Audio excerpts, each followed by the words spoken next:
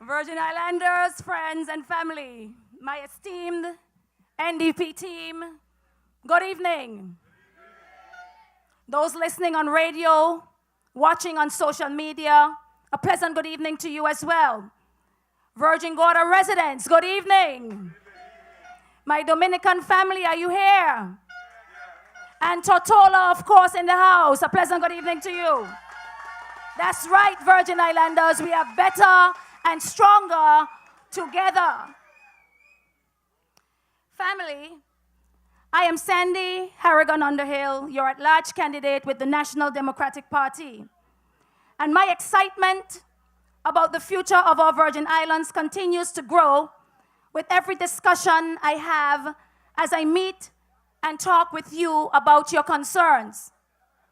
I am so hopeful and truly honored and humbled to stand here and assure you that this new NDP team listens and we sincerely care about the things that affect your lives. We care and we are ready to lead this country and to serve you, the people of our Virgin Islands. Tonight, my team and I are here in support of the Honorable Hubert Bertie O'Neill as our 9th District Representative. We believe that Honorable O'Neill is the right man for District 9 and that he is with the right team, Team NDP. Fellow Virgin Islanders, Virgin Gordians, friends and family, Bertie is a good man.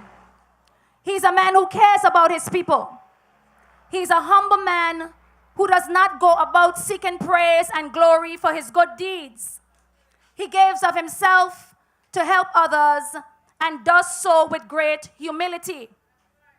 Ralph Waldo Emerson said, "A great man is always willing to be little." Another quote by Chris Jammy states, "The biggest challenge after success is shutting up about it." Virgin Guardians, friends and family, that is your Bertie O'Neill.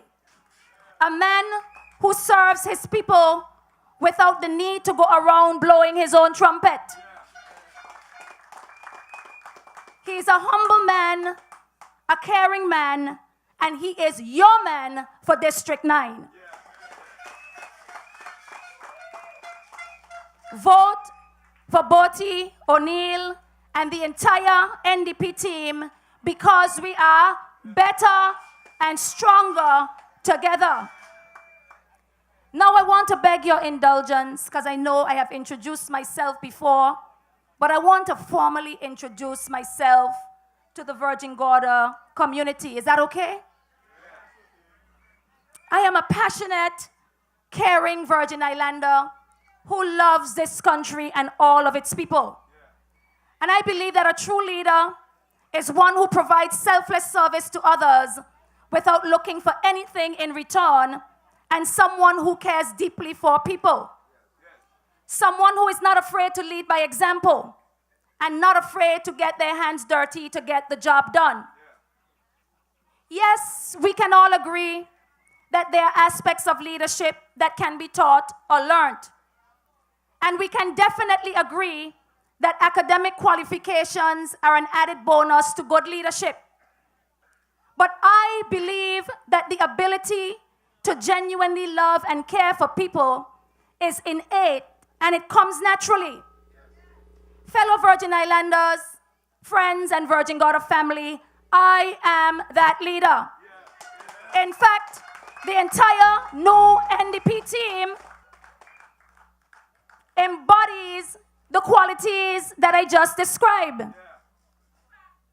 A little bit more about who I am. I am the second of 7 children born to the greatest mother anyone could ask for. Jasmine Bruley, born in Dominica.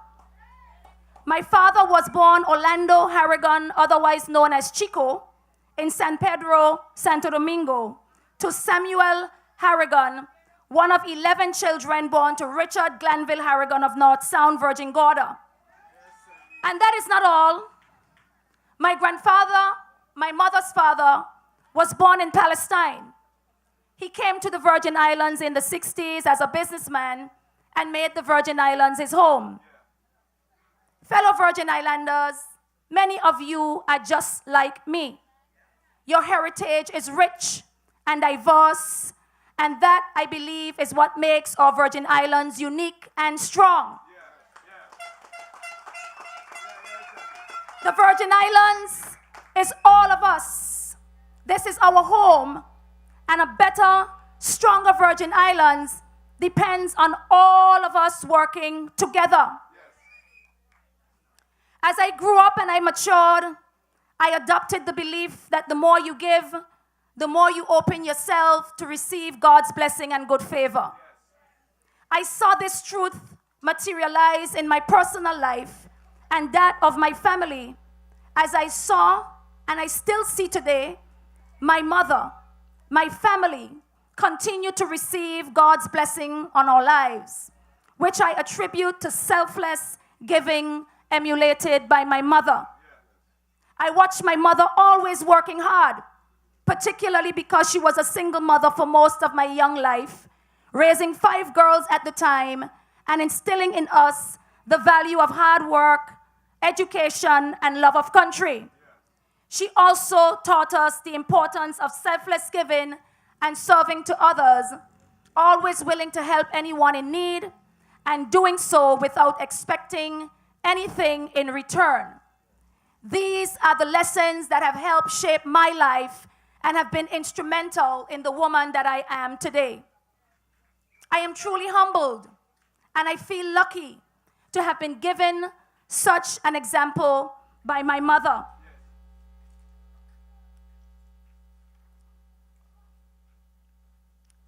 In my previous speeches, I outlined several policy points derived from our human resource development strategy in 2 sectors, namely education and youth. I laid out our plans to continue the great work begun in education, particularly in special education, by addressing the need for trained teachers who are skilled to handle the challenges of the differently abled and to give the supports needed for these students to be integrated in the mainstream classroom, otherwise known as inclusion. I spoke about addressing the professional development and licensure of our teachers from initial hiring with established systems for relicensure that is based on evidence of ongoing professional development. I also spoke on improving the quality of teaching and learning, particularly in the foundational and formative years of education, by regulating the practices of early childhood education providers and building public-private partnerships that would provide added support for resources and training. I also spoke on opportunities for our youth, such as establishing modern and rights-based reforms to meet the needs of our territory's youth who committed crimes as a means to effectively manage the transformational and learning needs of our young men, and the development of youth entrepreneurship policy to make it easier for our young people to own and operate businesses, to have access to training and mentorship, which will allow for the improvement of the economic status of our youth.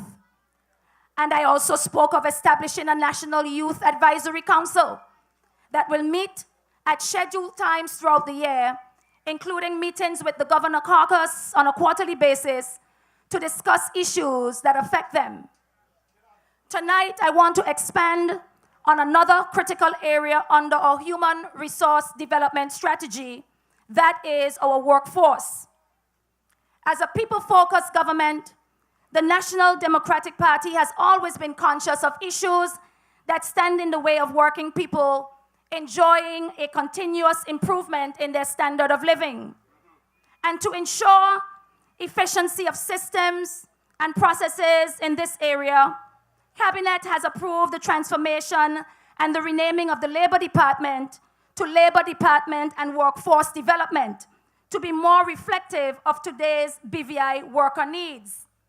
Accordingly, in this new term, attention will be given to bringing relief through action on the following key areas: We want to add supports to BV Islander Financial Services talent to sustain the industry in the long term and create more opportunities for BV Islanders to enter and contribute to the industry starting immediately, and expand the scope of employment creation and employability skills for the territory's youth in blue, green, and orange economies, so we have a sustained core group of skilled youth to keep the economy active and progressive. We want to introduce programs to the HLS Community College as part of a mandatory requirement for frontline persons in the workforce, both public and private sector, in customer service training and other related areas. And we want to make further investments in the Ministry of Education and Culture's apprenticeship program and youth employment services, all while we empower BV Islanders through access to more education and training opportunities for personal and professional development in preparation for an increasingly greater role in contributing to and sharing in the country's success.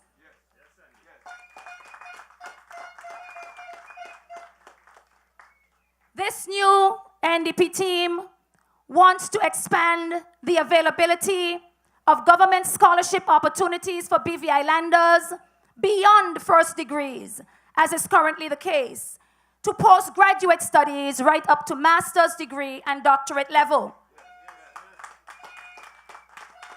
These are just a few of our plans to strengthen the workforce of these Virgin Islands and to improve the standard of living for our people. Virgin Guardians, on a more intimate note, I have had the privilege of meeting some of you over the course of this campaign.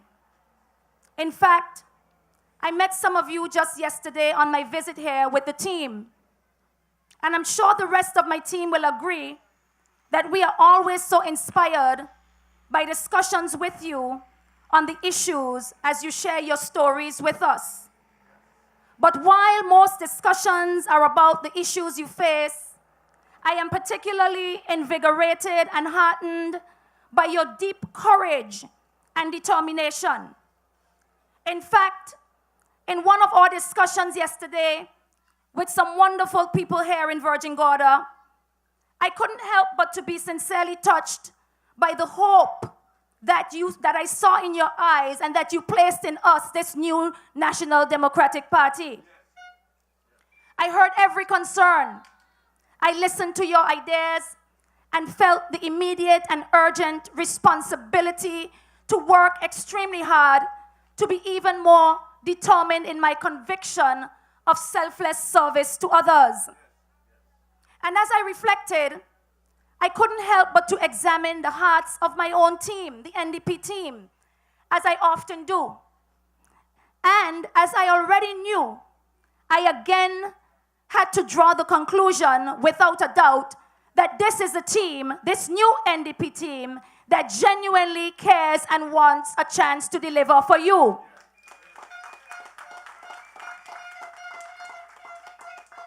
I felt the immense responsibility to work hard with my team to ensure that your concerns and issues are addressed.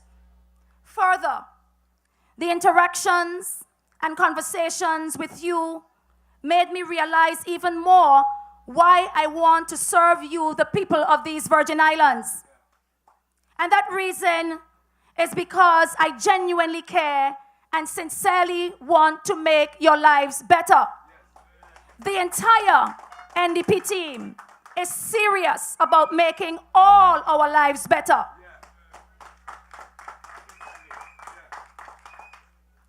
Fellow Virgin Islanders, friends and family, Virgin Guardians, I couldn't help but to be extremely saddened when I heard the sincere dismay and hopelessness you shared about an issue that is of growing concern to many of us who call these Virgin Islands home. And it is a serious dynamic that is happening as a result of this election. That is the utter, disgraceful, nasty, slanderous behavior of some who are using social media and other forums to lash out and bash this red team and other persons seeking political office. What is even more disheartening is the complaints shared by persons who are being victimized, ridiculed, and by all definitions, bullied by some associated with other political parties. Yes, I said it, fellow Virgin Islanders, they're being bullied because they dare to exercise their democratic voice, their democratic right. Tonight, I want to say that this type of behavior must stop. It is a shame and disgrace for us as Virgin Islanders that we cannot conduct an elections exercise without using nasty rhetoric and slanderous behavior to become elected. I said it must stop.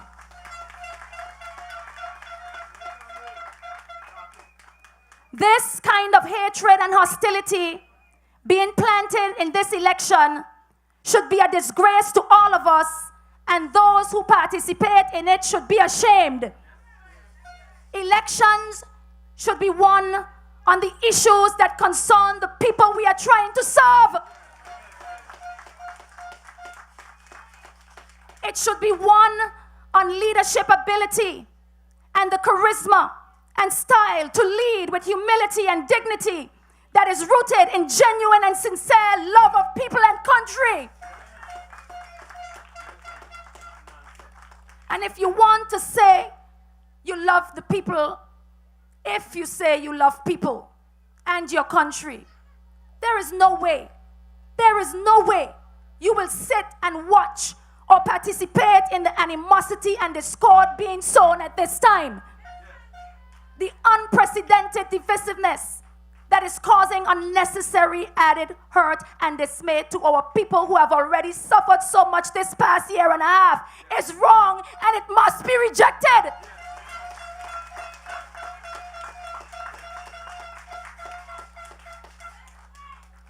This does nothing but hurt us at this time.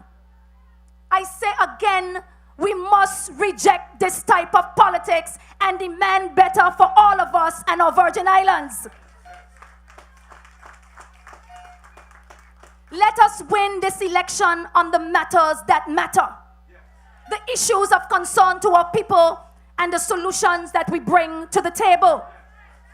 Let us win this election on our ability to lead, our record of service and success, and most importantly, let us win this election on the genuine and sincere love for people and country and not self-serving agendas. Fellow Virgin Islanders, when this election season is over, we all have to live here because this is our home.